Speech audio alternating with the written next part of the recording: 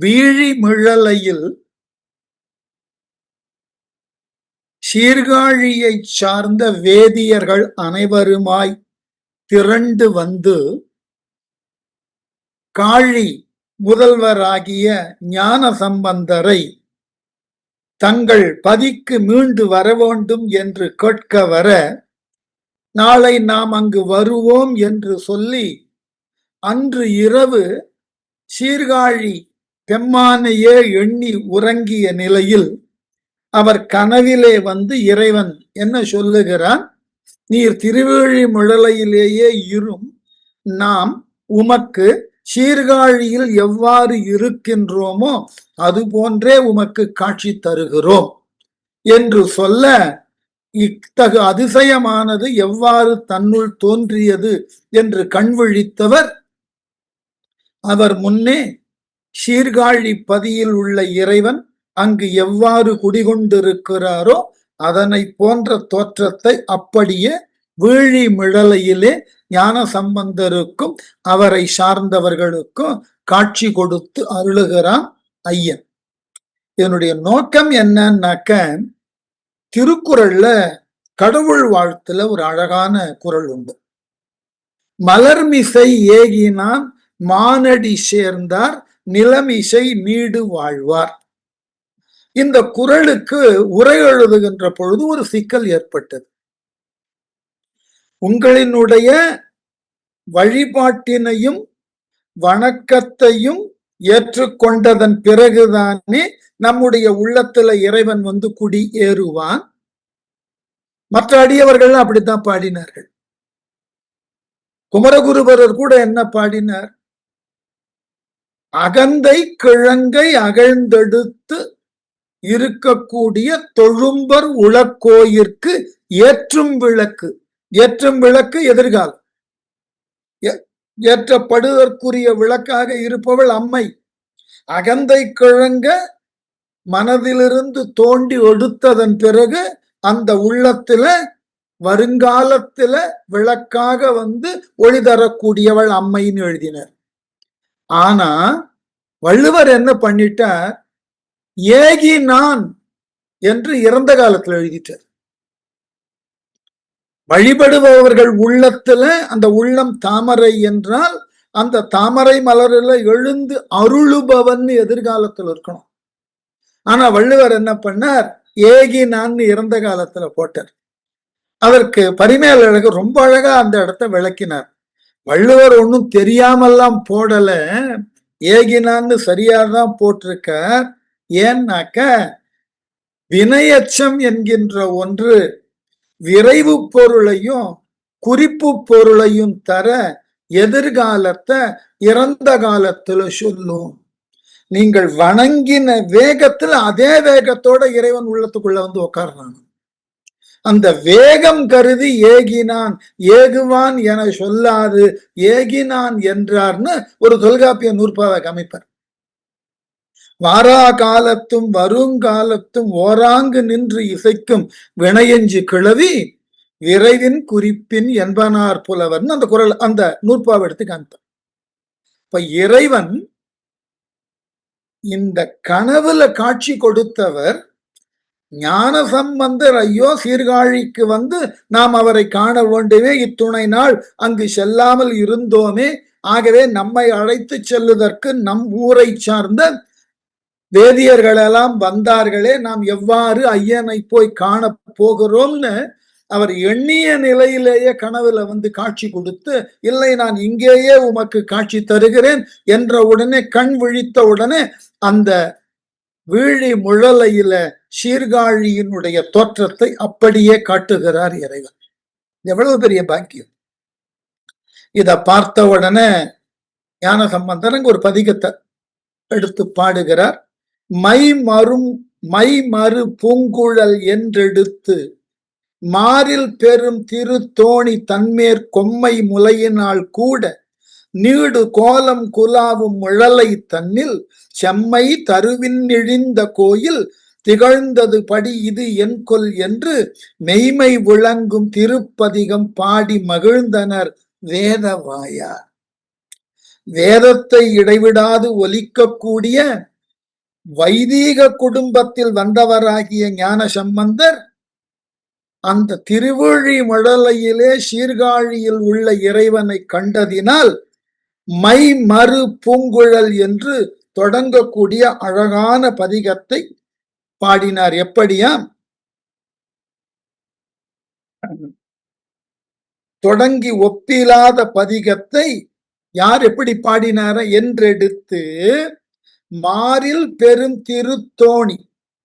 திருத்தோணிபுரத்திலே குடியிருக்கக்கூடியவரும் என்றும் நிலையானவரும், மாற்றத்தினுக்கே உட்படாதவர் இறைவர் ஒருவர் தான். ஆகவே அப்படிப்பட்ட அந்த இறைவன் தன்மேல், அந்த இறைவன் மேல யாரோடு சேர்ந்தாராம்? அந்த இறைவனோடு சேர்ந்திருக்கக்கூடிய அம்மையையும் இணைத்து பாடினாராம்.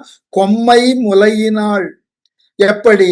இளமையான, கொம்மைனா இளமைன்னு அர்த்தம், இளமையான மார்பகங்களை உடையவளாகிய அம்மையையும் சேர்த்து கூட நீடு கோலம் குலாவும் மழலை தன்னில், அம்மையோடு கூடி அற்புதமான காட்சியை தரத்தக்க அந்த இறைவனை, தோணிபுரத்து இறைவனை, செம்மை தருவிண்ணிழிந்த கோயில், ரொம்ப அழகான திருநிலை நாயகியோடு கூடின சட்டநாதர அந்த திருக்கோலத்தோடு விளக்கம் உடைய திருவிழி மிழலையில செம்மை தருகின்ற விண்ணிழி விமானத்தில், இந்த கோவிலினது கோபுரத்தில் அந்த கூரையில காண்பித்தார்.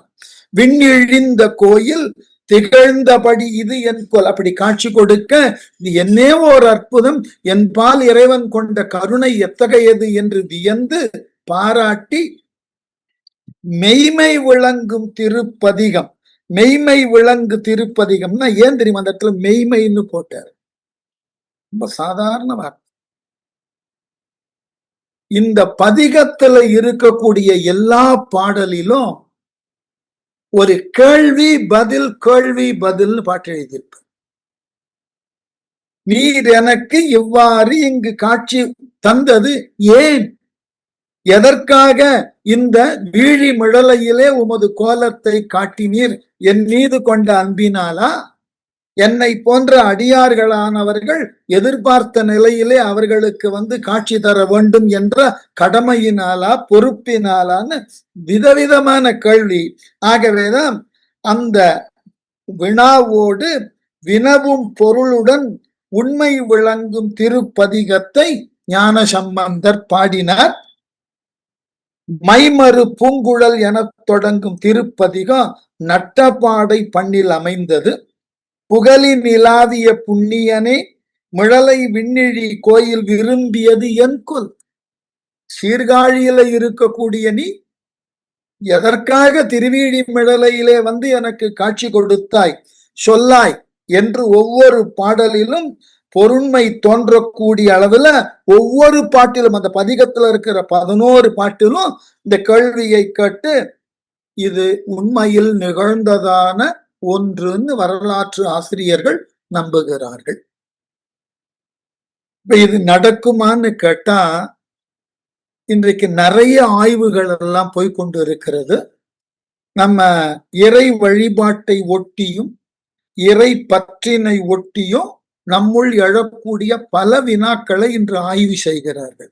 இந்த மிஸ்டிசம்னு சொல்லக்கூடியது, மாயாவாதம் என்று சொல்லக்கூடியது, அதுபோல யதார்த்த மாயாவாதம்னு இப்போ ஒரு புதிய துறைகள் எல்லாம் வளர்ந்து கொண்டு இருக்கிறது. இது போன்றதாகிய ஒரு நிகழ்ச்சி நடக்குமான்னு கேட்டா இத யதார்த்த மாயாவாதத்துல என்ன சொல்லுகிறார்கள்னா இதுக்கு பேரு உருவெளி தோற்றம்னு சொல்லுகிறார்கள். ஆங்கிலத்துல சொல்லணும்னா ஹலூசினேஷன் பேரு. நாம் யார் மாட்டாவது ஈடுபாடும் அன்பும் கொண்டிருந்தால், அவர்களை பிரிந்து சில காலம் எங்காகிலும் இருந்தால், அவருடைய எண்ணம் தொடர்ந்து நம் உள்ளத்திலே தோன்றிய வண்ணம் இருந்தால், அவரது உருவத்தை காணுகின்ற இடங்களிலெல்லாம் பார்ப்பதாக நாம் நம் மனதினால் அறிவு. இத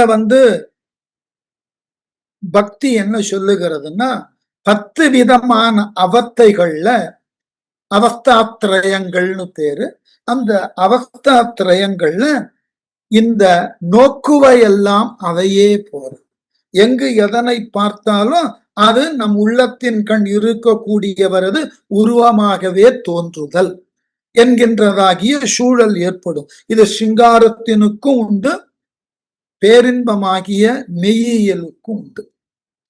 ஆகவே நோக்குவை எல்லாம் அதையே போறது. ஒன்றும் வேண்டாம். நம்ம வீடுகள்ல நம் மீது ரொம்ப ஈடுபாடு கொண்டு நாம் ஈடுபாடு காமிக்கக்கூடிய அளவுல நம்ம உறவினர்கள், பாட்டன் யாரேனும் இருக்கலாம். அவர்களோடு நாம ரொம்ப நெருங்கிய பழக்கம், ரொம்ப நல்ல விதமான ஆரோக்கியமான உறவு, நட்பு இருக்கலாம். திடீர்னு அவர் இறந்து போனார்னா அவர் இருப்பதாகவே மனது சொல்லிக் கொண்டிருக்கும். அவர் அமர்ந்த நாற்காலி, அவர் படுத்திருந்த ஊஞ்சல், அவர் படுத்திருந்த கட்டில், அதுல அவர் இருப்பது போலவே நம்முள்ள ஒரு உணர்வு தோன்றும். அந்த உணர்வு மெல்ல மெல்ல மெல்ல அந்த உண்மை தன்மையாக்கிய அவர் இல்லை என்பதை புரிந்து கொள்ள கொஞ்சம் காலம் எடுத்து. இது தவிர்க்க முடியாது. ஏன்னா இந்த அலூசினேஷன் தான் நமக்கு பலம். இந்த அலூசினேஷன் உருவழி தோற்றம் இல்லைன்னா ஒவ்வொரு மனித மனமும் உடைந்து போகும். அதனால ஞான சம்பந்தருக்கு அந்த சீர்காழி பதியில் உள்ள இறைவன் மீது ஈடுபாடு, அந்த இறைவனை மீண்டும் ஒரு முறை எண்ணி பார்ப்பதற்காக அந்த சீர்காழி பதியிலிருந்து வந்திருக்கக்கூடிய வேதியர்களினது முறை, இதையெல்லாம் பார்த்த உடனே மனதெல்லாம் சீர்காழி பதியில் உள்ள இறைவனது எண்ணமாகவே இருந்திருக்கலாம். அந்த எண்ணத்தினால கண் விழித்த பொழுது கண் முன்னே அந்த உருவழி தோற்றம் ஏற்பட்டு இருக்கலாம். இது நாம அறிவியல் பூர்வமாக சிந்திப்பதற்கு உண்டான வழிமுறை. அதாவது யதார்த்த மாயாவாதத்தின் மூலமாக விளக்கலாம். ஆனால் இறைமையில் ஈடுபாடு கொண்டவர்கள், பக்தி என்பதை முதன்மையான ஒன்றாக கொண்டவர்கள் உண்மையிலேயே எண்ணுவது எது என்றால் இது இறைவனது திரு அருளே, இறைவனே நம் முன் வந்து காட்சி அளித்தார். ஒன்றும் தவறு இல்லை. நீங்கள் யதார்த்த மாயாவாதத்தினுள் நுழைந்தாலும் சரி, அல்லது இறைமை உணர்வினால் அதை ஏற்றுக்கொண்டாலும் சரி, கண்ணுக்கு முன்னாடி காட்சி தெரிந்தது, அவ்வளவு. அதற்கு நீங்கள் என்ன விளக்கம் வேண்டாலும் சொல்ல. அறிவியல் வழிமுறையிலையும் விளக்கம் இருக்கு, ஆன்மீக வழிமுறையிலும் விளக்கம் இருக்கு. அதனால இது சரி தவறு இதற்கெல்லாம் வாய்ப்பே கிடையாது. இது உண்டு. அதனால இது என்கொல் என்று மெய்மை விளங்கும் திருப்பதிகம் பாடி மகிழ்ந்தனர் வேதவாயார், செஞ்சொல் மலர்ந்த திருப்பதிகம் பாடி திருக்கடை காப்பு சாத்தி அஞ்சலி கூப்பி விழுந்து எழுவார், ஆனந்த வெள்ளம் அலைப்ப போந்து மஞ்சிவர் சோலை புகழி மேவும் மாமரையோர் தமை நோக்கி வாய்மை நெஞ்சில் நிறைந்த குறிப்பில் வந்த நீர்மை திறத்தை அருள் செய்கின்றார்.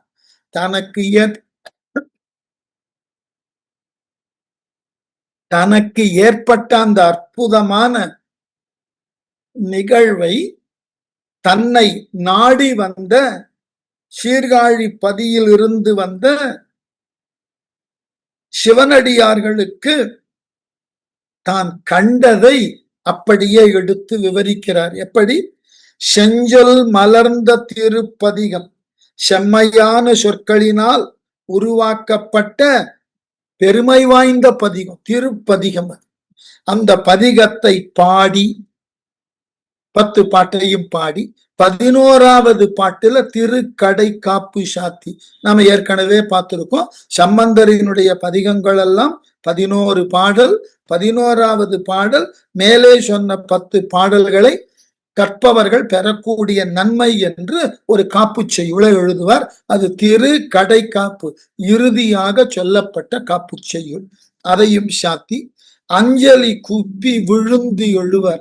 கண்ட காட்சியினை மனத்தினுள்ளே இருத்தி இறைவனை வணங்கி அந்த இடத்துல நெடுஞ்சான் கிடையாக விழுந்து வணங்கி எழுந்து ஆனந்த வெள்ளம் அலைப்ப போந்து, மனசுக்குள்ள ஆனந்தம்.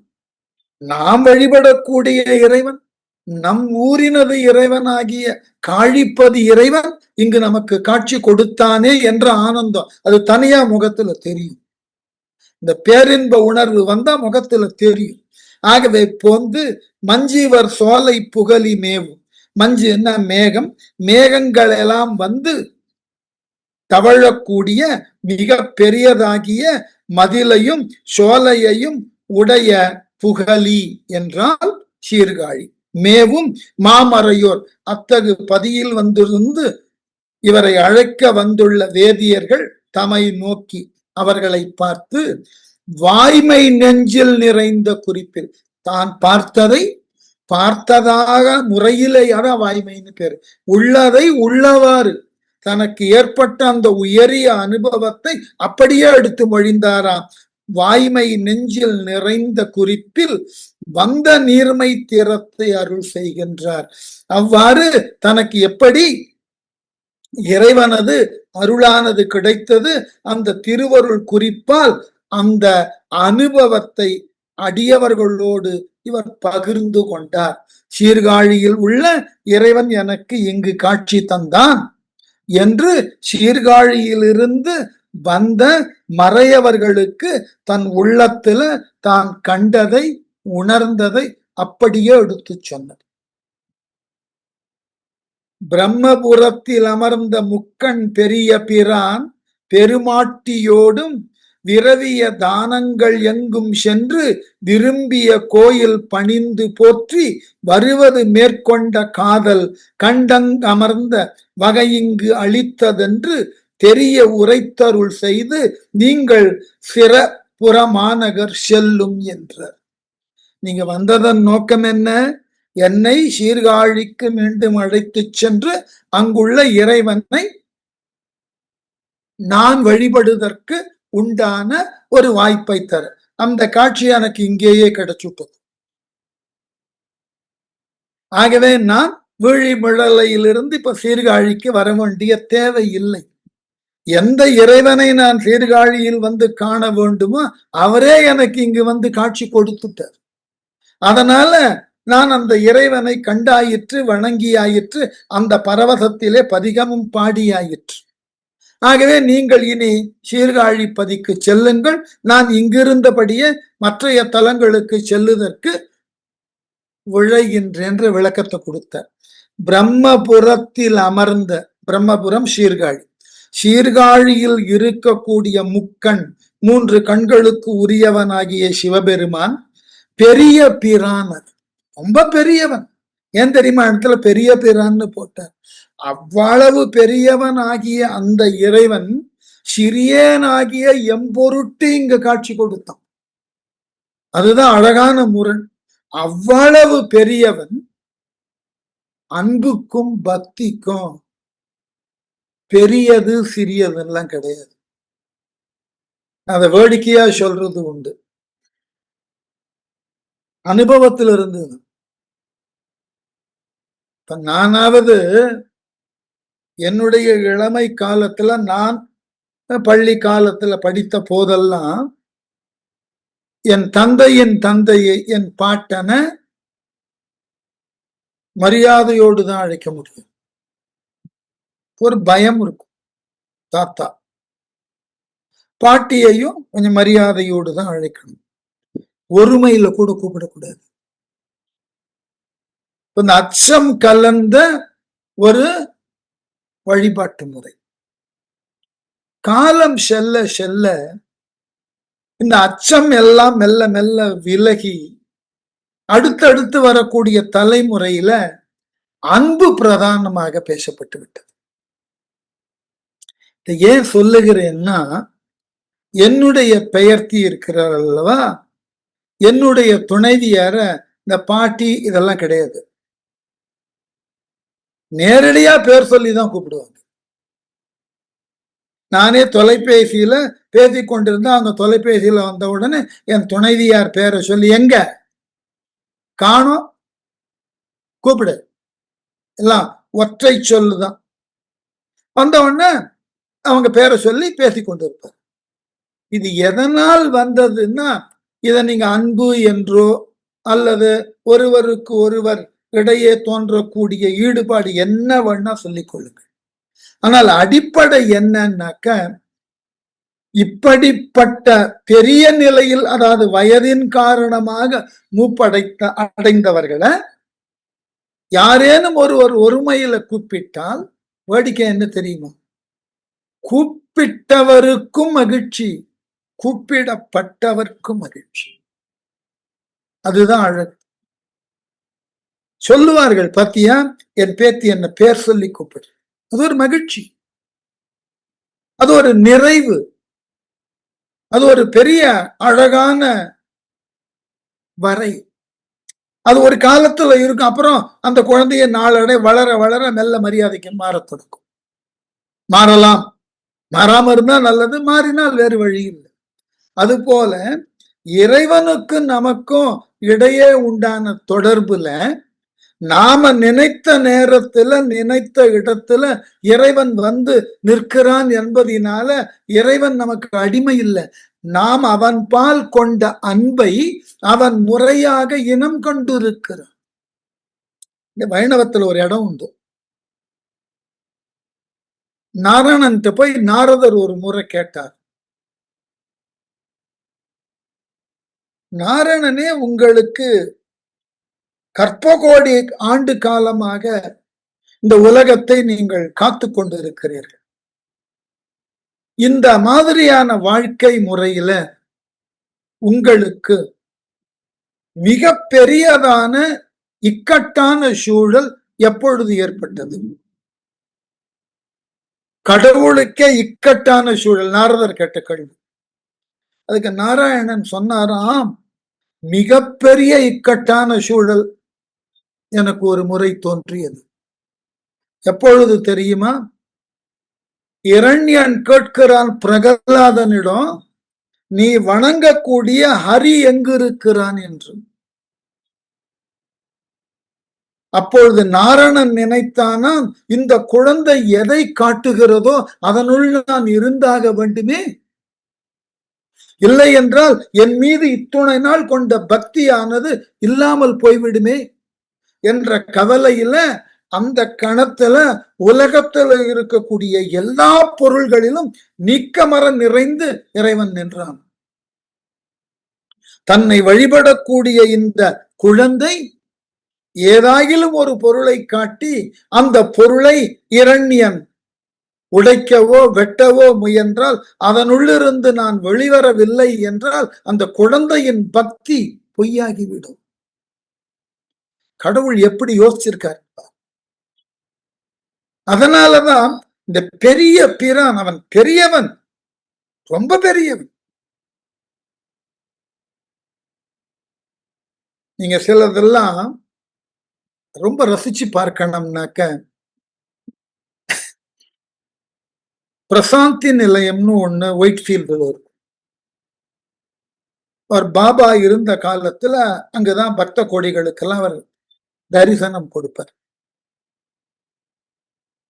அப்ப யாரேனும் ஒரு குழந்தைய பார்த்து இவர் பேசுவார். உடனே அந்த குழந்தை, ஒரு முறை ஒரு குழந்தை வந்து, நான் ஒரு கதை சொல்ல போறேன், பாபாவினுடைய வாழ்க்கையில் இருந்து எடுத்த ஒரு நிகழ்ச்சியை நான் இப்பொழுது சொல்லி காட்ட போகிறேன்னு பாபாவும் வந்து சொல்லப்படிங்க. இவரும் உட்கார்ந்து எல்லோரும் கேட்டுக்கொண்டிருக்கிறார். ஒரு இடத்துல அந்த குழந்தை சொல்லியது, நீ இப்பொழுது அந்த வகுப்புல ஒரு விவாதம் வந்ததா, ஒரு பையனை பார்த்து ஆசிரியர் சொல்லணும், இப்பொழுது நீ வெளியே செல்லுகிறாயா, இல்லை தலைமை ஆசிரியரிடம் சொல்லி உன்னை வெளியே அனுப்பட்டுமா. இந்த நிகழ்ச்சியை சொல்லிட்டு ஆங்கிலத்துல சொல்லும் போது என்ன சொல்லிவிட்டது அந்த குழந்தை,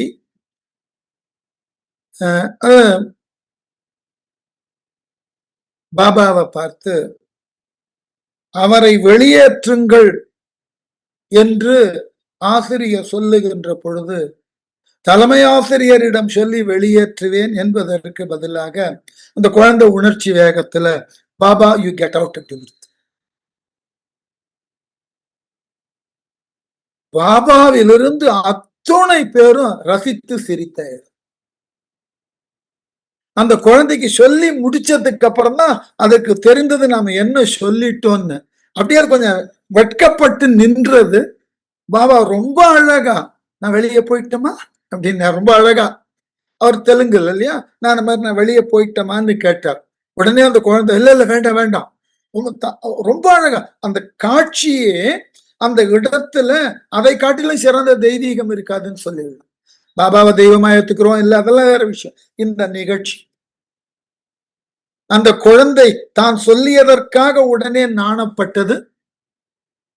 உடனே பாபா அவர்கள் நான் வெளியே போயிட்டோமான்னு கேட்ட பொழுது ஐயோ வேண்டாம் என்று அந்த குழந்தை தன்னுடைய அந்த அச்சம் ஆச்சரியம் இவைகளை எல்லாம் கலந்த பாவத்தோடு சொன்னதெல்லாம் பார்த்தீர்கள் என்றால் அதுதான் தெய்வீகம்.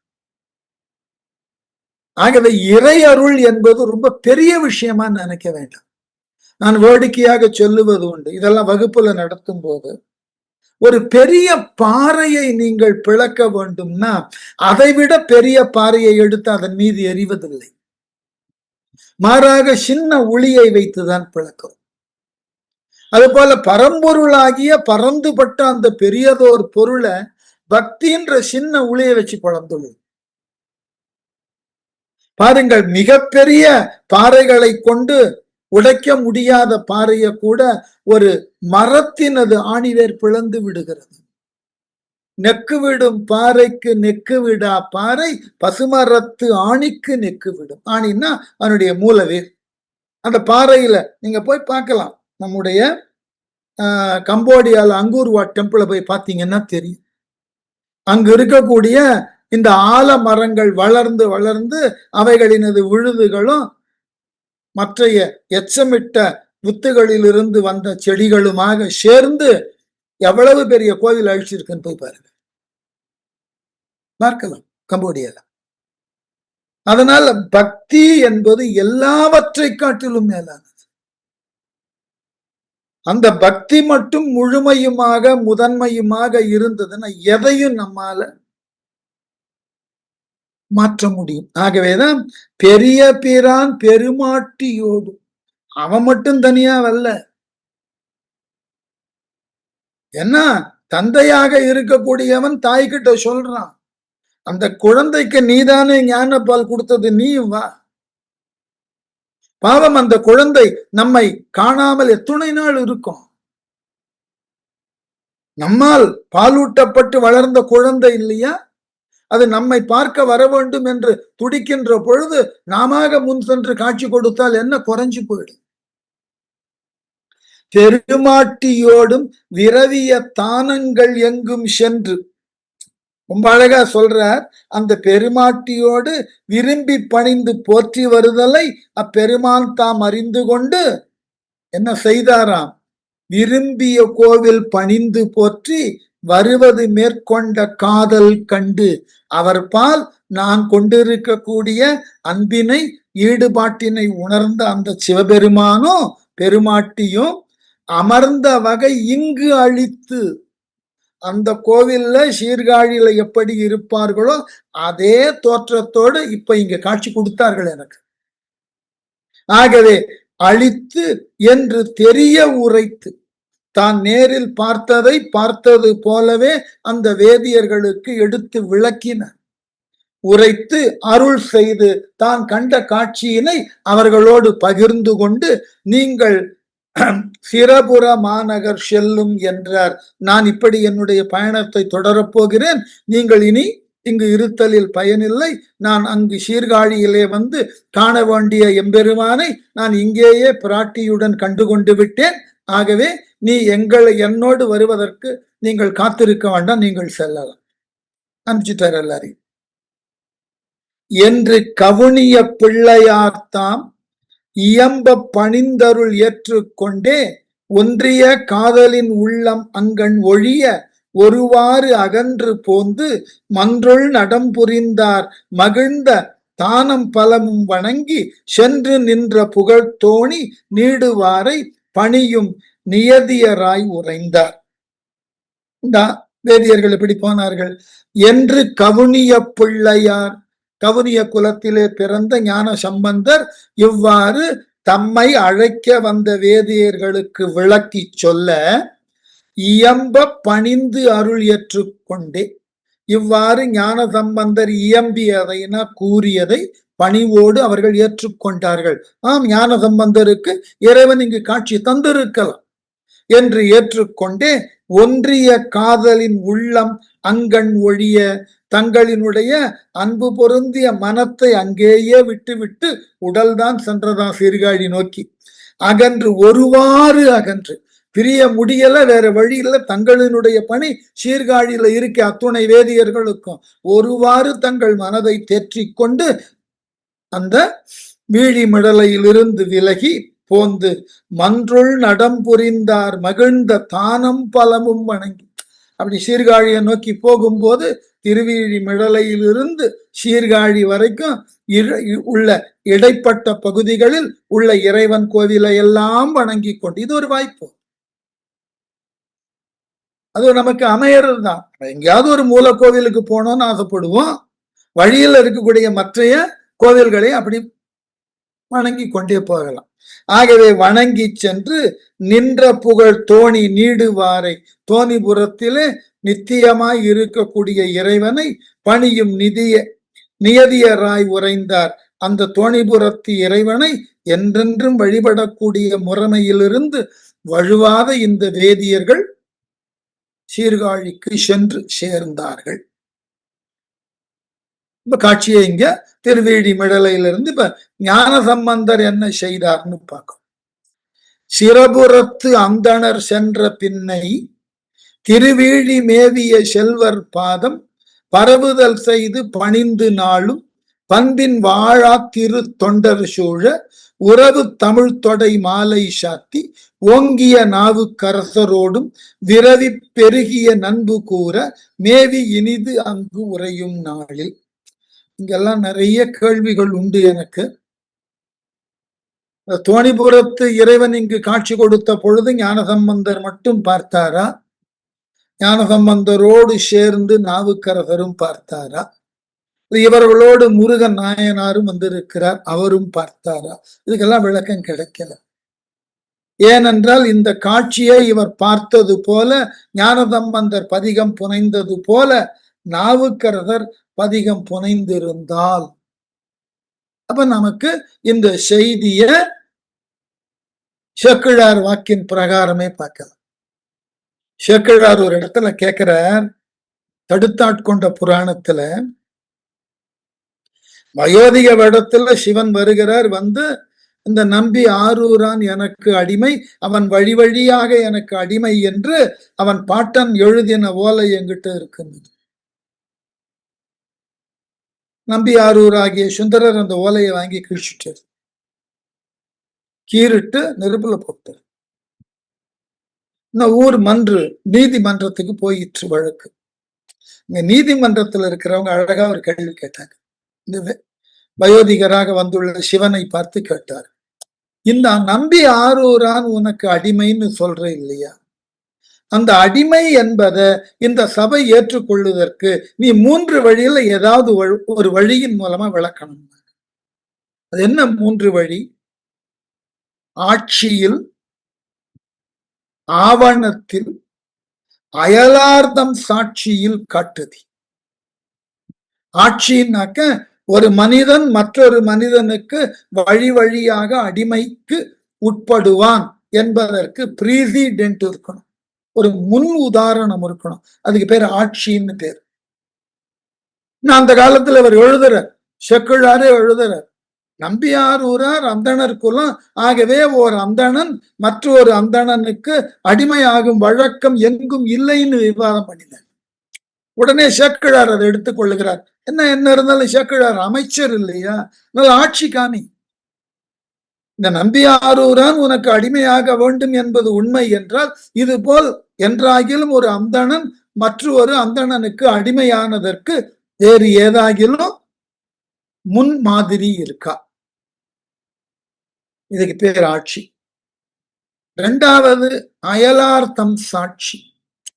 உன்னுடைய பாட்டன் நம்பி ஆரூரனினது பாட்டன் இந்த மாதிரி எங்கள் வம்சம் வழி வழியாக இந்த கிழவனுக்கு அடிமையாக வேண்டும்னு எழுதி கொடுத்த போது யாரேனும் கூட இருந்து சாட்சி கையெழுத்து போட்டிருப்பான்ல, விட்னஸ்,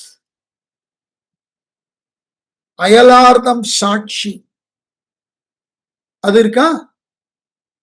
அதாவது நம்பி ஆரூரனின் பாட்டன் எழுதிய பொழுது அவனோடு இருந்தவன், இல்ல அந்த வழியில வந்த சாட்சியாக இருந்தவன் வழியில வந்தவர்கள் யாரேனும் இந்த ஊர்ல நாம எங்க பாட்டன் சொல்லி இருக்கிறார், நம்பி ஆரூரனினுடைய பாட்டன் இவ்வாறு ஓலை எழுதி தந்த பொழுது என் பாட்டன் உடன் இருந்திருக்கிறார், அந்த செய்தியை எங்க கிட்ட சொல்லி இருக்கிறார் அப்படின்னு இப்ப யாரேனும் சொல்லுதற்கு இருக்கிறார்களா? இல்லையா? சரி, ஆவணத்தில் இதான் மூணாவது டாக்குமெண்ட். இன்னைக்கும் சட்டம் ஒன்றை நிரூபிக்க வேண்டும்னா இந்த மூணு வழிதான், வேற வழியே கிடையாது.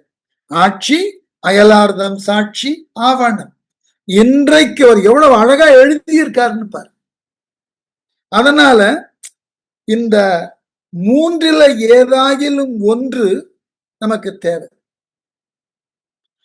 இப்போ இவரே தன்னுடைய பதிகத்துல வினாவிடையா எழுதினதுனால இங்க எனக்கு இவ்வாறு காட்சியளித்தது எதனால், ஏன் என்று சம்பந்தரே தன்னுடைய பதிகத்துல எழுதி இருந்ததினால அதுவே ஒரு முதல் நிலை சான்றாயிடுறது, ஃபர்ஸ்ட் ஹேண்ட் இன்ஃபர்மேஷன். ஆனா ஞான சம்பந்தரை அதே தளத்துல அவரோடே சேர்ந்திருந்த நாவுக்கரசரும் இவ்வாறு ஞான சம்பந்தருக்கு காட்சி கொடுத்தீரேன்னு எங்கேயாவது ஒரு பதிகத்துல எழுதி இருந்தா நமக்கு இன்னும் கொஞ்சம் வலுவான ஆதாரத்தோட பேசலாம். பாரு, ஞான சம்பந்தரோட உடன் இருந்த நாவுக்கரசரும் இந்த காட்சியை எழுதியிருக்கிறார். அதெல்லாம் எதிர்பார்ப்பு, அவ்வளவுதான், வேற என்ன. அதனால சிரபுரத்து அந்தணர் சென்ற பின்னை, சிரபுரம் சீர்காழி, சீர்காழியிலிருந்து தம்மை அழைக்க வந்த அந்தணர்கள் எல்லாம் சென்றதற்கு பிறகு திருவீழி மேவிய செல்வர் பாதம் பரவுதல் செய்து, திருவீழி மிடலையிலே குடிகொண்டிருக்கக்கூடிய இறைவனாகிய சிவபெருமானை பரவுதல் செய்து பாடி புகழ்ந்து பணிந்து வணங்கி நாளும் பண்பின் வழா திரு தொண்டர் சூழ, அனுதினமும் தொண்டர்கள் புடைசூழ அந்த கோவில்ல வந்து பாடி பரவி வணங்கி உறவு தமிழ் தொடை மாலை சாத்தி, சிறந்த உறவுன சிறப்பு, சிறப்பு பொருந்தின நல்ல தமிழ் சொற்களை கொண்டு பல பதிகங்களை பாடி ஓங்கிய இங்கதான் குறிப்பு, ஓங்கிய நாவுக்கரசரோடு இறை பக்தியிலே தலைமை சான்ற பக்தியை கொண்டுள்ள நாவுக்கரசரோடும் விரவி பெருகிய நண்பு கூற, அவரோடு பொருந்திய நட்பானது மேலும் மேலும் சிறக்க மேவி இனிது அங்கு உறையும் நாளில், அந்த நாவுக்கரசரோடு மகிழ்வாக அந்த வீழி மிடலையில சில காலம் தங்கி இருந்த நாளில், அந்த திருவீழி மிடலையில பல பதிகங்கள் பாடியிருக்கார். அதுல கிடைச்சிருக்கிறது 11 பதிகங்கள். 11 பதிகம்னா 121 பாட்டு. யோசிச்சு பாரு, கிடைச்சது. குறிப்பு எழுதுகிறார்கள் ஆய்வாளர்கள், அங்க நிறைய எழுதினார். ஆனா இப்போ நம்ம கிட்ட கிடைச்சிருக்கிறது 11. எப்படின்னா, எவை எவைன்னா, தடநிலவிய என்கின்ற நட்டப்பாடை பண்ணில் அமைந்த பதிகம், இரும் பொன்மலை என்று குறிஞ்சி பண்ணில் அமைந்த பதிகம், அலர்மகள் மலிதர என்று வியாழக்குறிஞ்சியில் அமைந்த பதிகம், ஏர் இசையும் என்று தொடங்கக்கூடிய மேகராக குறிஞ்சி பண்ணில் அமைந்த பதிகம், கேள்வியர் என தொடங்கும் காந்தார பஞ்சமத்தில் அமைந்த பதிகம், சீர் மருவு என்று தொடங்கக்கூடிய சாதாரி பண்ணில் அமைந்த பதிகம், மற்றொளி என்று தொடங்கக்கூடிய அதுவும் சாதாரி பண்ணில் அமைந்த பதிகம், வெண்மதி என்று தொடங்கக்கூடிய பதிகம் அதுவும் சாதாரி பண்ணில் அமைந்தது, வேலின் நேர்த்தரு என்று சொல்லக்கூடிய பழம் பஞ்சுரத்தில் அமைந்த பதிகம், துன்று கொன்றை என்ற பதிகம் அதுவும் பழம் பஞ்சுரத்தில் அமைந்தது, புள்ளி தோலாடை என்று தொடங்கக்கூடிய பதிகம் புறநீர்மையில் அமைந்த பதிகமாக இந்த 11 பதிகமும் கிடைத்திருக்கு. மற்றைய பதிகங்கள் கிடைக்கல. அவ்வளவு அதிகமான பதிகங்கள் அங்க பாடியிருக்க வேண்டும் என்று ஆய்வாளர்கள் கருதுகிறார்கள். ஆனா நமக்கு கிடைச்சது 11 பதிகம். இந்த பதிகத்தோட முன்னாடி பாடின பதிகம் ஒண்ணு பார்த்தோம் இல்லையா? அந்த காட்சி கொடுத்த உடனே அவர் பாடின மைமறு பூங்குழல், அதோட இதையும் சேர்த்தா 12 பதிகம். இந்த 12 பதிகங்களை வைத்துக் கொண்டே பெரியதோர் ஆய்வு நடத்தியுள்ளோம். திருவிழிமழலையில இருந்த நாதருக்கு கிடைச்ச சிறப்பு அது. ஒரு ஊர்ல 12 பதிகம். சரி, இவர் பாடினது 12 பதிகம். அதே நேரத்துல நாவுக்கரசர் பாடினதை எடுத்து பார்க்கணும். அதையும் சேர்த்து பார்த்தால் அங்க ஒரு 5 பதிகம் 6 பதிகம் அவரு எழுதி இருந்தால், இதுல பார்க்கக்கூடிய பதிகம் மற்றொரு இடத்துல வரப்போகுது. வாசி தீரவே காசி நல்குவீர்ன்ற பதிகம் இதுக்குள்ள வரல. அது ஞானசம்பந்தர் பாடின அடுத்த பதிகம். அங்கு பஞ்சம் தீர்ப்பதற்காக இறைவனிடம் பொற்காசு பெற்று அந்த காசு மாற்றுதற்கு அரிதாக இருந்ததினால அந்த வாசி தீர காசு நல்குவீர்னு பாடின பதிகம். அதையும் சேர்த்து கொண்டால் மிக பெரிய அளவுல இந்த வீழிமிழலை புண்ணியம் பண்ணியிருக்கு. இத்துணை பதிகங்களை ஒரு சேர பெற்ற ஒரு பெரிய தலம் அது. எவ்வளவு பெரிய விஷயம். வாய்ப்பு இருக்கக்கூடியவர்கள் வீழிமிழலை போய் பாருங்கள், தெரியும். இப்போ ஓவியமாக தீட்டி இருக்கிறார்கள். அங்கு சீர்காழியில இருக்கக்கூடிய இறை கோலம் அப்படியே கோவிலினது விதானத்துல ஓவியமாக தீட்டி இருக்கிறார்கள். இங்குதான் இறைவன் ஞான சம்பந்தருக்கு காட்சி அளித்தார் என்றும் சொல்லுகிறார்கள். அற்புதமான காட்சி. அவ்வளவு பதிகங்கள் கிடைத்திருக்கு. சரி, மண்ணின் மிசை வான் பொய்த்து நதிகள் தப்பி மண்ணுயிர்கள் கண் சாம்பி உணவு மாறி விண்ணவர்க்கும் சிறப்பில் வரும் பூசை ஆற்றா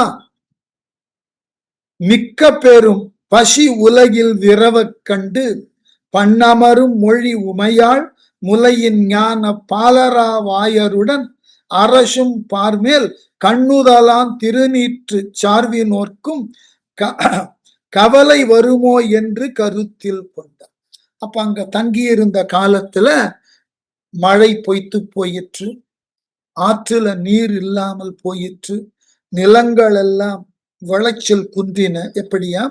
மண்ணின் மிசை அந்த ஊரின் மீது வான் பொய்த்து, வான்னா மழை, மழையானது இல்லாமல் போக, நதிகள் தப்பி நீர் பெருக்கோடு ஓடிக்கொண்டிருந்த நதிகள் நீர் இல்லாமல் புது வெள்ளம் பாயாது தவறி, மண்ணுயிர்கள் சாம்பி, அதனால் மழை இல்லாமல் போனதினால் ஆற்றில வெள்ளம் பெருகாமல் போனதினால் எல்லா உயிர்களும் சோர்ந்து போயின.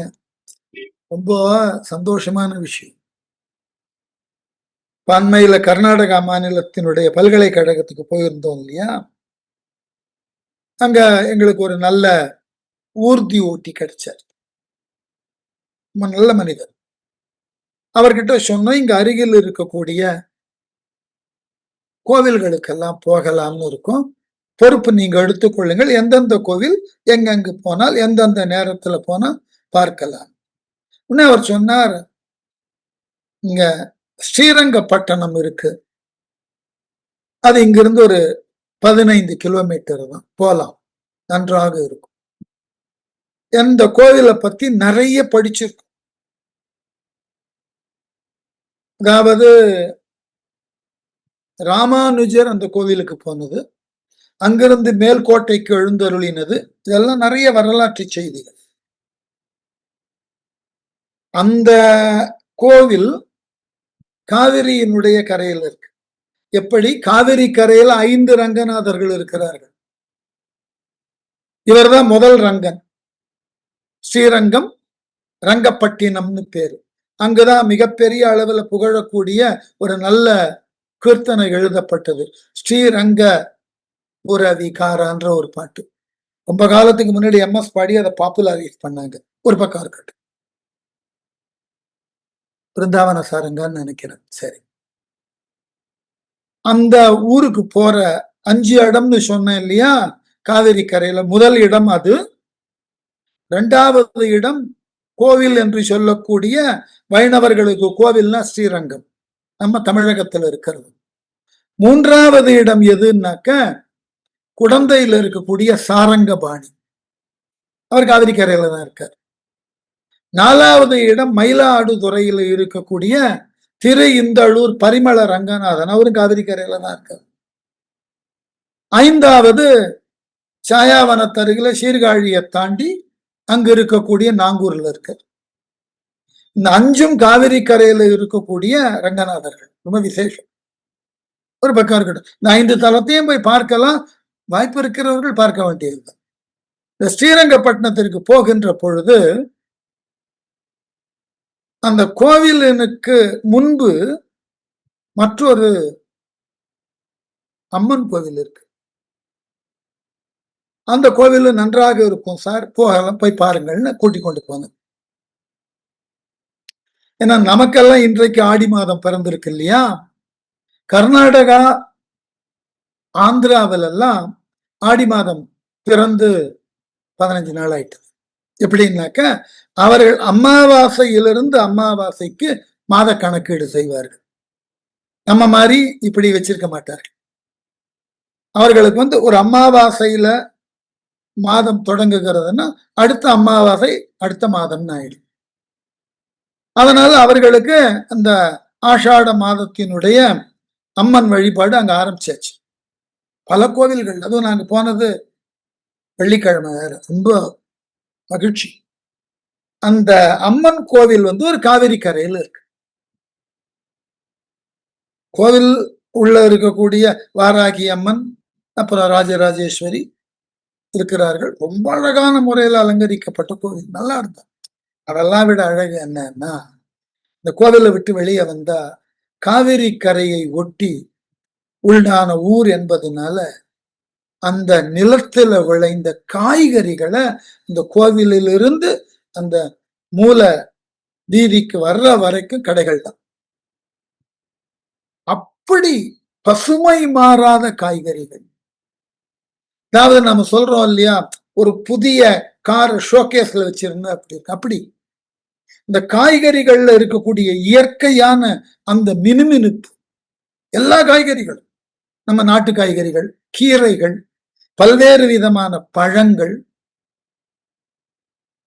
அப்படி அதாவது அங்க இருக்கக்கூடிய இந்த காய்கறி பயிரோடு மற்றொரு மிகப்பெரிய தோட்டப்பயிர் எதுன்னா ரோஜா மலர். அதனால அந்த ரோஜா மலர்களை பறித்து பல இடங்களுக்கு அனுப்புவது போக எஞ்சி இருக்கக்கூடிய ரோஜா மலர்களை எல்லாம் பறித்து இதழ்களை பிரித்து அந்த ரோஜா மலர்களில் இருந்து எடுக்கப்பட்ட மதுவினால் உருவான தேன் கூடுகள் ஏராளம். அந்த தேனை எடுத்து அந்த ரோஜா இதழையும் தேனுமாக சேர்த்து உண்ணுதற்கு உண்டான உணவாகிய குல்கந்து செய்தல் அங்கு ஒரு காட்டேஜ் இண்டஸ்ட்ரி, எல்லார் வீடுகளையும். அந்த கிராமத்தில் அப்படி ஒரு அழகான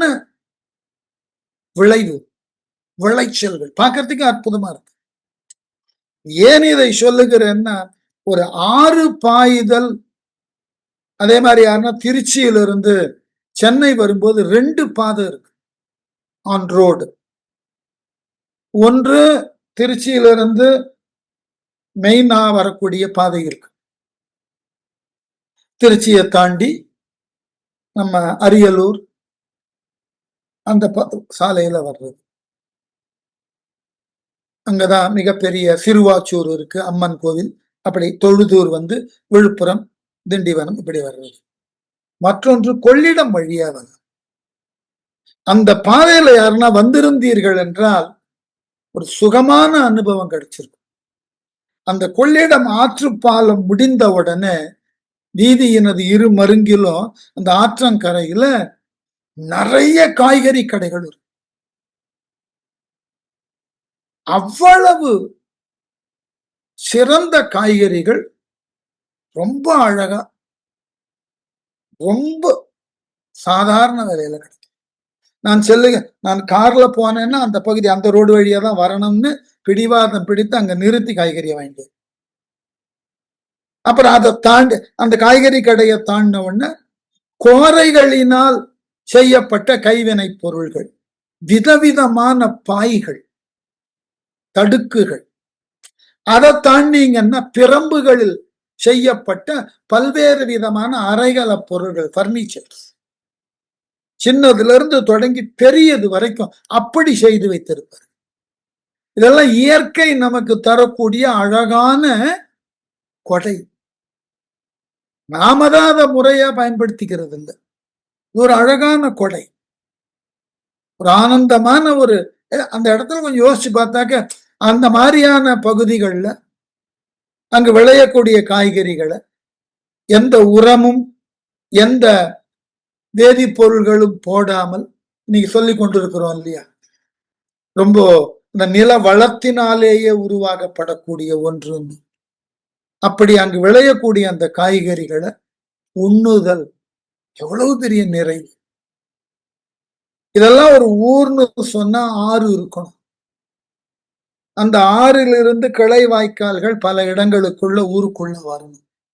அந்த இயற்கை வளத்தோடு பொருந்தின விளை நிலங்கள், இதெல்லாம் மிக பெரியதாகியதோர் வளம். நம்ம இழக்கிறோம் இதெல்லாம்.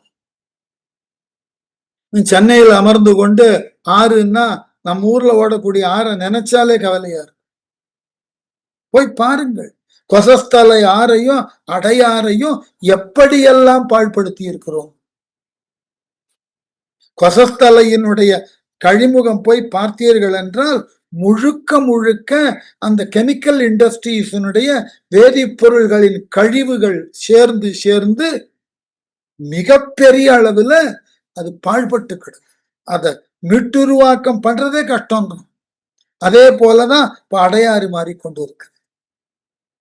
நல்ல காலம் அடையாறுல இந்த பகுதியெல்லாம் பரவாயில்ல. ஏனென்றால் அந்த உவா ஏற்றம்னு சொல்லக்கூடிய கடல் நீர் உள்ள வர்றதுனால ஓரளவு இந்த ஆற்றுல இருக்கக்கூடிய கழிவை அலை மீண்டும் கடலுக்குள்ள போகும்போது போயிட்டு ஓரளவு, முழுசாலாம் போல.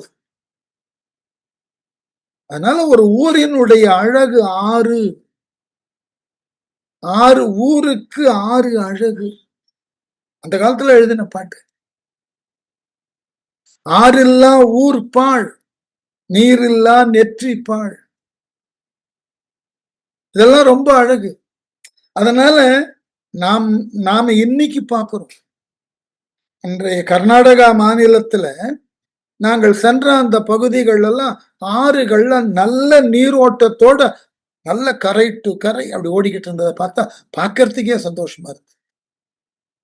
அப்படி ஒரு நிறைவு. அப்படியெல்லாம் இந்த நான் இளம் பிராயத்துல காவிரி, கொள்ளிடம், திருச்சியில நிறைய பார்த்திருக்கேன். கரை புரண்டு ஓடக்கூடிய நீர்பெருக்க பார்த்திருக்கேன். நான் என்னுடைய ஊர்னு சொல்லுவது மயிலாடுதுறை. மயிலாடுதுறையில நான் படித்த காலத்துல 4 ஆண்டுகள் அங்க படித்த பொழுது இந்த துலா மாதம்னு சொல்லக்கூடிய ஐப்பசி மாதத்துல கடைமுழுக்குன்ற விழாவில் காவிரியில நீர் பெருக்கு இருக்கும். அங்க போய் காவிரியில குளித்து விட்டு கோவிலுக்கு வந்து வழிபாடு 30 நாள் நடக்கும். துலா தீர்த்த கட்டம்னு பேர். ஆனால் இப்பொழுதெல்லாம் என்ன செய்கிறார்கள், அந்த துலா மாதத்துல மழையும் இல்லை, ஆற்றுல நீரும் இல்லை. ஆகவே ஆற்று படுகையிலேயே கிணறு தோண்டி அதுல இருந்து நீரை முகந்து தலையில தெளித்து கொண்டு வருகிறார்கள். மூழ்கி குளித்த காலம் போய் நீரை எடுத்து தெளித்து கொண்டு வரக்கூடிய காலத்தில் இருக்கும். இன்னும் இந்த கொடுமை எவ்வளவு மோசமா போக போறது தெரியும்.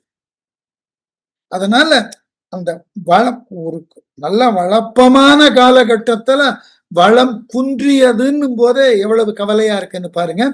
மண்ணுயிர்கள் கண் சாம்பி, அந்த ஆற்றினது நீரையும் அதனது வளத்தையும் நம்பி வாழக்கூடிய உயிர்கள் எல்லாம் சாம்பின, வருந்தின.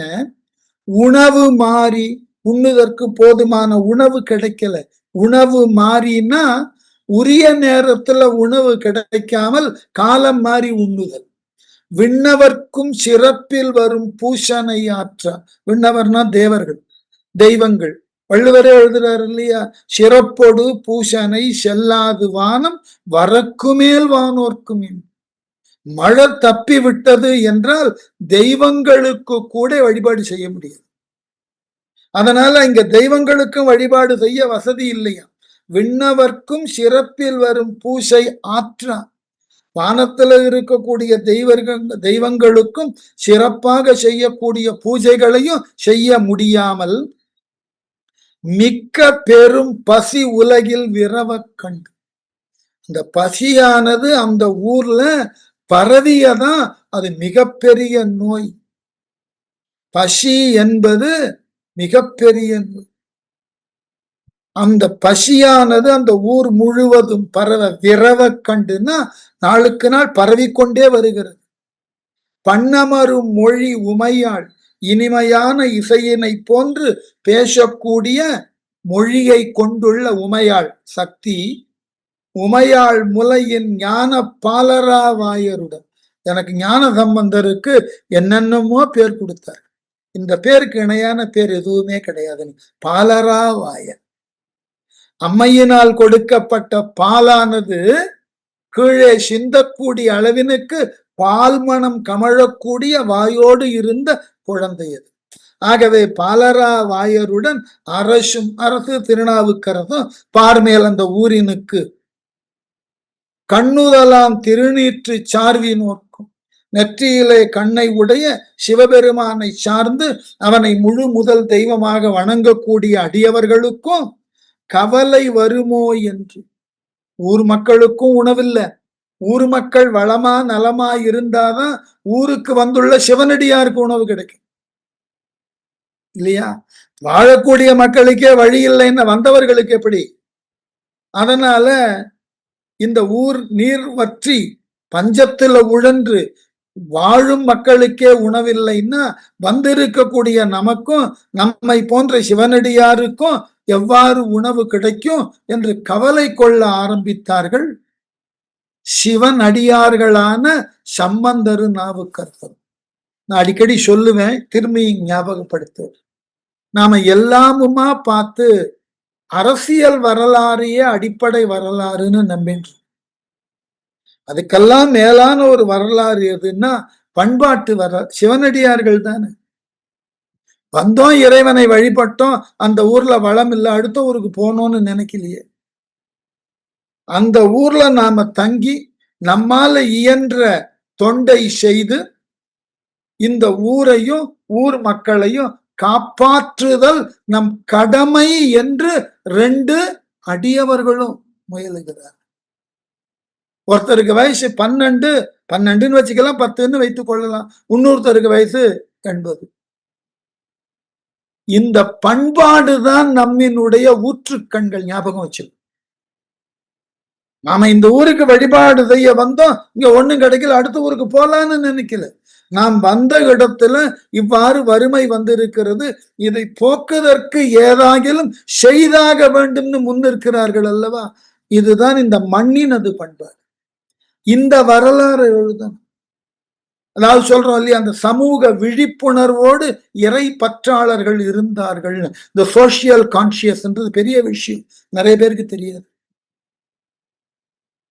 நான் ஒரு நிகழ்ச்சிய சொல்லணும்னு ஆசைப்படுறேன்.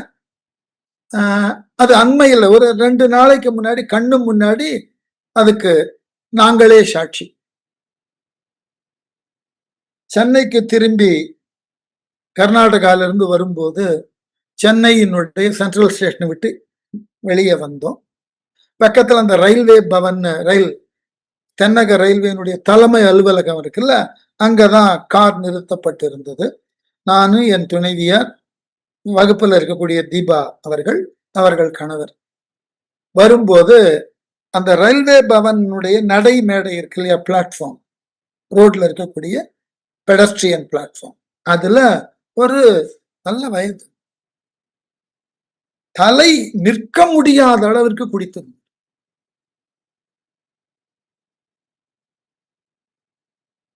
அந்த பிளாட்ஃபார்ம்ல இருந்து இறங்கி வீதிக்கு வர்றவர் நிலை தடு மாதிரி கீழே விழுந்துட்டார். அந்த வாலாஜா ரோட்ல இருந்து வரக்கூடிய வண்டிகள்லாம் அந்த இடது பக்கம் திரும்பும். இவர் விழவும் ஒரு கார் திரும்பி பின்சக்கரத்துல அவர் தலை சிக்க வேண்டியது. சிக்கி இருந்ததுன்னா முடிந்தது. இந்த காட்சியை பார்த்தோன்னே நான் பெருங்குரல் எடுத்து கத்தலன், அடுத்து என்ன செய்யலாம்? பின்னாடி வந்த தீபா பெருங்குரல் எடுத்து கத்தி அந்த வயதானவர் தலைப்பக்கத்துல வந்து நின்னுட்டார். ஏனென்றால் இனி வரக்கூடிய கார்கள் ஏதாகில் இவரை கடந்துதான் போகணும் நின்று. அப்புறம் அந்த இடத்துல வந்த ஒருத்தர் அவரை தூக்கி அந்த பிளாட்ஃபார்ம்ல கொண்டு போய் போட்டதுக்கு அப்புறம் நாங்கள் எங்கள் நடையத்தோடும். ஏன்னு இந்த சோசியல் கான்சியஸ்னஸ் இருக்கும். யாரோ விழுந்தார், நமக்கு என்ன வந்தது, இப்படி நாம தவிர்க்க ஆரம்பித்தோம் என்றால் சமூகம் கெட்டுவிடும். முதல்ல ஞாபகம் வச்சு, இந்த சோசியல் கான்சியஸ்னஸ் தான் பக்தின்ற பேர்ல அடியவர்கள் நமக்கு கற்றுத்தர முனைகிறார்கள். அங்க பக்தின்றது முக்கியம் இல்லை, பக்தின்றது ஒரு டூல், ஒரு கருவி. அந்த கருவியை கொண்டு நமக்கு சமூக வாழ்வியல் முறையை கற்றுத் தருகிறார்கள். இந்த ரெண்டு அடியவரும் சரி, நம்ம ஊர்ல இங்க எந்த விதமான அளவுக்கும் நீங்க ஆச்சரியப்படுவீர்கள். காஞ்சிபுரத்துல இருந்த பரமாச்சாரியா இருந்தார் இல்லையா, அவர் பல முறை நடைப்பயணமாகவே இந்தியாவை பல முறை சுற்றி வந்திருக்கிறார். அவர்கள் உள்ளத்துக்குள்ள ஒரு ஒளி தோன்றும், இன்ட்யூஷன். இந்த ஊர்ல போய் நின்றுடுவார். தண்டிரங்கிறதுன்னு பேரு, அங்க போய் உட்காந்துருவாங்க. உண்மையிலேயே அந்த ஊர் கொஞ்சம் வறுமையோடு வளம் குன்றியிருக்கு, அங்க போய் உட்காந்துருவார். ஏனைய பிற ஊர்கள்ல இவர் வந்து இங்கு தங்கி இருக்கிறார்னு தெரிந்து அவரவர்கள் தங்கள் ஊர்ல இருந்து மிகுதியான பொருளை கொண்டு வந்து அந்த மடத்துல இருக்கிறவர்களுக்கு கொடுத்து உதவ முன் வருவார்கள். உடனே பெரியவர் சொல்லுவார், இவைகளையெல்லாம் இங்கு வைத்து உணவாக்கி இங்கு ஊர்ல வாழக்கூடிய மக்களுக்கு கொடுங்க. ஏன்னா இந்த பெரிய மனிதர்கள்லாம் நீ அவர்களாக போய் செய்வார்கள்லாம் செய்ய மாட்டேன், இவர் போய் அங்க உட்காரணும். இவரை பார்ப்பதற்கு அத்துணை பெரிய மனிதரும் எல்லா விதமான பொருளையும் எடுத்துட்டு வரும். வந்தியா வா, இந்த பொருளை கொண்டு உணவாக்கி இந்த ஊர் மக்களுக்கு ஒரு 10 நாள் அங்க உட்காந்துருவாரு, எல்லாருக்கும் உணவு கொடு. இங்க தெய்வீகம் என்பது மனிதனை சார்ந்தால்தான் நிலை பெறும். ஞாபகம் போச்சு. இங்க எல்லோரும் சோசியோ பிலாசபரா இருந்தாதான் ரியல் பிலாசபி புரியும். இதைதான திருமந்திரமும் சொல்லுகிறது. நடமாடும் கோயில் நம்பர்க்கு ஒன்று ஈ. நடமாடும் கோயில்களாகிய மானுடர்களுக்கு கொடுத்து உதவு. அது படமாடும் கோயில் பகவர்க்கு அங்கு அது ஆம். கோவில்ல குடிகொண்டு இருக்கக்கூடிய இறைவனுக்கு தானாக அது போய் சேரும், அவ்வளவுதான். இதை புரிந்து கொள்ளுதற்குத்தான் இத்துணை விதமான அடியவர்கள் இறை என்கின்ற வழிபாட்டினை ஒரு கருவியாக, வழியாக, வாய்ப்பாக கொண்டு மானுடர்களுக்கு உண்டான தேவைகளை நிறைவேற்றி இருக்கிறார்கள். அது என்ன என்பதை அடுத்த வகுப்புல திருவிழிமிடலையில நடந்த நிகழ்ச்சியை பார்ப்போம்.